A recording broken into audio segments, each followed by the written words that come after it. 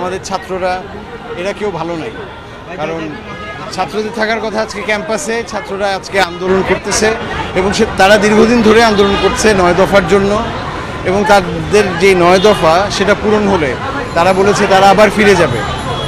এই যে কোমলমতি ছাত্ররা যারা অধিকারের জন্য লড়াই করছে, আমার মনে হয়েছে যে আসলে যেটা আমি তখনও বলেছি, আসলে আমরা ছাত্রদের পাশে দাঁড়াচ্ছি না, ছাত্ররা অনেক দিন পরে আমাদের পাশে দাঁড়াচ্ছে।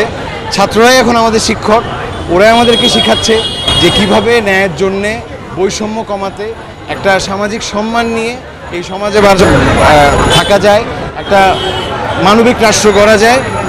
সেই কারণে আসলে আমরা শুরু থেকেই ছাত্রদের পাশে আছি এবং প্রতিবাদ করে যাচ্ছি।